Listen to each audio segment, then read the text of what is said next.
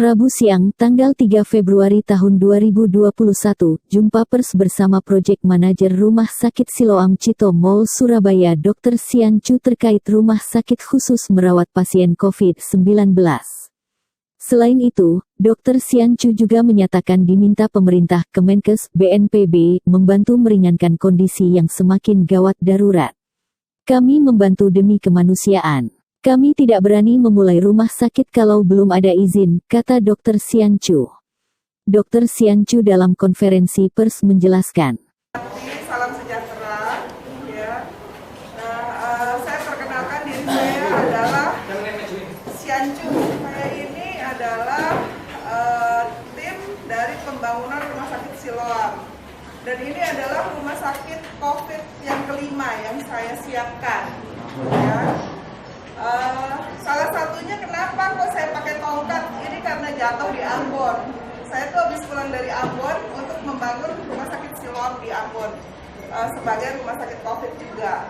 Nah, pada dasarnya rumah sakit Siloam Cito yang akan dibuka khusus untuk COVID ini adalah untuk menangani kegawat daruratan yang ada di Indonesia. Khususnya di Jawa Timur ini, ya. Hal ini diminta oleh pemerintah dari Kemenkes dan juga dari BNPB Bapak Doni yang meminta untuk Siloam dapat membantu pemerintah untuk menangani COVID ini. Ya, jadi sekali lagi kami ini membantu, ya, karena ini semuanya kemanusiaan. Saya dengan senang hati, dengan tongkat saya datang ke Surabaya untuk mempersiapkan rumah sakit Siloam Cito.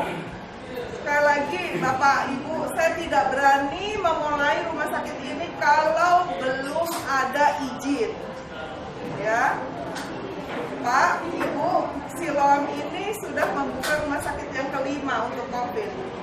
Ya, tentu saja semua sistem yang kami buat itu adalah sistem pengudaraan, baik sistem penanganan protokol COVID itu sesuai dengan protokol Kemenkes juga WHO.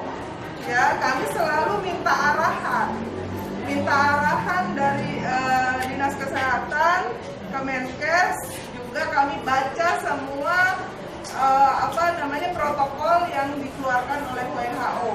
Jadi demikian ya Pak. Tentang sistem pengudaraannya pun kami ada UV light. Barangkali sudah ada yang pernah lihat di Rumah Sakit Siloam. Ya, kemarin masih terbuka, sekarang sudah tertutup di dalam ducting. Yang kedua juga ada HEPA filter sebelum udara ini dibuang. Ya. Jadi sekali lagi, nakes kami pun setiap 5 hari diperiksa pemeriksaan darah, serologi, untuk melihat apakah terjangkit atau tidaknya. Saya sendiri setiap 7 hari saya diperiksa darah, ya. Terus terang kalau dilihat benar-benar ini lukanya banyak sekali ya, karena kan ini sudah setahun. Ya, berarti sudah 52 kali tusukan, ya. Seperti itu Bapak Ibu sekalian, ya. Jadi sekali lagi, Siloam ini tentu saja harus mengikuti semua yang diarahkan oleh Dinas Kesehatan, Kemenkes, dan juga protokol dari WHO, ya. Barangkali itu saja yang bisa saya sampaikan. Kabarnya juga dapat rekomendasi dari gubernur ya, untuk ini ya. Oke, kalau gubernur saya kurang tahu. Yang saya tahu adalah Pak Wali Kota sudah datang, ya. Yang jelas adalah Pak Wali Kota hanya menyarankan untuk pemisahan jalan, ya. Nah, pemisahan jalan ini sudah kami lakukan. Kami juga sudah menghubungi perhubungan, Dinas Perhubungan. Saya sudah juga menghubungi Bulurah dan jajarannya, ya. Jadi sekali lagi ya, kami sudah mengadakan pendekatan ke Bu Lurah, minta arahan dan sesuai dengan petunjuk Pak Wali, kami membuka jalan dari arah belakang sehingga ambulans dan pasien yang memerlukan rawat inap maupun perlu ke UGD bisa langsung akses dari belakang. Kami akan membuat jalan pemisah juga yang tegas untuk pengunjung mal ya. Nah, pada dasarnya gedung ini bukan di dalam mall. Sekali lagi bukan di dalam mall. Gedung ini terpisah, ya. Dan saya bisa yakinkan Bapak Ibu bahwa yang Rumah Sakit Siloam ini semua tertutup, ya, tertutup. Jadi tidak ada akses yang bisa ditembus baik oleh udara maupun apapun juga, apalagi manusia ya, udara nggak bisa juga. Ya, jadi seperti itu. Bu, terkait dengan artinya tidak pakai kayak paku pembatas ya, dengan benar kecil bahwa ini rumah sakit, ini mall. Sebetulnya kalau Bapak mau lihat, silahkan, itu tertutup semua. Jadi setiap lantai itu, dindingnya itu sampai lantai di atasnya, bukan setengah. Ya. Bu, ini kan ada penolakan dari warga Pak. Gimana tanggapan dari Siloam? Waduh, saya nggak tahu Saya nggak tahu tentang penolakan ini ya. Ya nanti kami akan coba tanyakan ke kawasannya Pak ya. Karena saya ini pihak Siloam sih. Ya, silakan. Pengaruh di lingkungan kita gimana? Sebetulnya Bapak Ibu, yang namanya COVID ini hidupnya itu di mukosa, selaput lendir. Paham ya?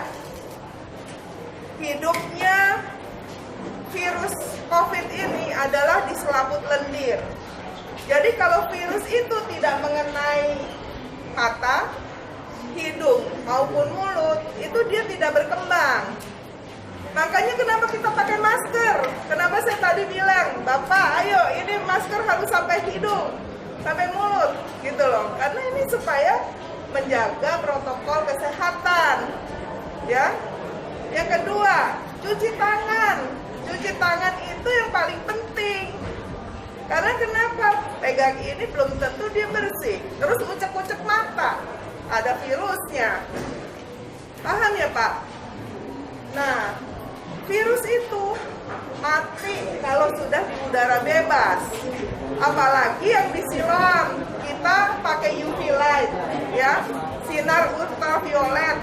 Yang kedua adalah kita juga pakai HEPA filter, ya. Nah, terus kalau kita buang ke udara bebas, ya kan, itu kan sudah tersaring, sudah mati dengan ultraviolet. Siapa kemarin Kompas TV ya yang lihat itu satu koridor itu penuh UV light, ya, di atas ducting kami. Aman.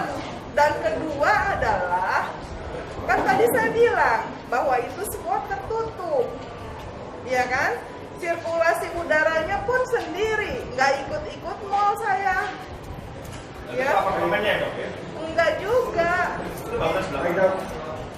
Dok, ini oke, kalau itu memang diklaim tidak bersentuhan, tidak akan menyebar. Namun kajiannya IPAL-nya, kemudian mendalaminya itu persiapannya sejauh mana? Komunikasinya dengan pemerintah kota. Baik, jadi ini pertanyaan yang bagus sekali. Ya, itu sudah kita nanti saya tanyakan dengan tim saya ya. Sudah sampai di mana? Ya, karena memang ini kan namanya Rumah Sakit Gawat Darurat COVID. Ya kan, Pak? Nah, jadi sekali lagi yang namanya gawat darurat, ya kan? Itu kan semua buru-buru, Pak. Paham ya, Pak? Nah, jadi sekali lagi, Pak, untuk itu nanti saya akan tanyakan lebih lanjut, ya. Gitu. Saya ini pembangunan sampai nanti kita operasional. Habis itu saya pindah lagi ke kota lain seperti itu ya. Ibu, sejauh ini sudah ada pertemuan nggak? Ini sebenarnya inisiatifnya Siloam atau pemerintah kota atau provinsi? Nah, jadi sekali lagi permintaan ini adalah dari Kemenkes. Kalau Kemenkes dari mana nih? Nah, terus BNPB pusat kan ya, Pak Doni ya. Jadi ini kami membuka untuk mensupport pemerintah. Saya hari ini dapat clipping loh Mas, pada baca nggak Bapak Ibu ya, bahwa benar-benar darurat hari ini rumah sakit penuh di Jawa Timur. Kenapa dibangun di komplek Pol, Bu? Nggak di tempat lain? Nah, pertanyaan yang bagus. Sebetulnya rumah sakit ini sudah disiapkan sejak 6 tahun yang lalu. Tapi satu dan lain hal kita tidak meneruskan. Nah, karena memang diminta bantuan kedaruratan ini ya, kami tunjukkan. Ini loh, kita punya tempat, ya kan, yang sudah jadi. Nah, mau dipakai atau tidak, seperti itu loh. Sekali lagi, ini kami hanya mendukung pemerintah loh ya. Jadi jangan disalahartikan, kami hanya mendukung pemerintah. Berarti sudah ada persetujuan dari Kemenkes, Bu, ya nih, Bu ya? Kapasitasnya berapa tuh? Oh, yang mana dulu nih? Sudah ada persetujuan dari Oke, Kemenkes? Kemenkes sebetulnya minta bantuan. Sekali lagi, sebetulnya yang memberi izin adalah Dinas Kesehatan, ya, terus pelayanan terpadu di Surabaya, ya. Rekomendasinya dari Dinas Kesehatan, ya kami menunggu itu, ya. Makanya kami persiapan semua kan. Sekali lagi, kapasitasnya tadi ditanya 105 dengan 3 ICU. Tapi saya lagi mempersiapkan 15 ICU, Pak. Betul. Karena ICU ini yang paling susah dicari. Total berapa? 105. Ya. Bu, Di lantai atas ya? Berapa lantai? Terpisah. Sebetulnya ini terpisah banget kok. terpisah dari Pol, Bu ya? Iya. Berapa lantai dok? Sekarang ini masih 3 ya. Masih 3. ICU-nya di lantai 3? Di lantai 1. Ya, sebelah UGD, Pak. Ya.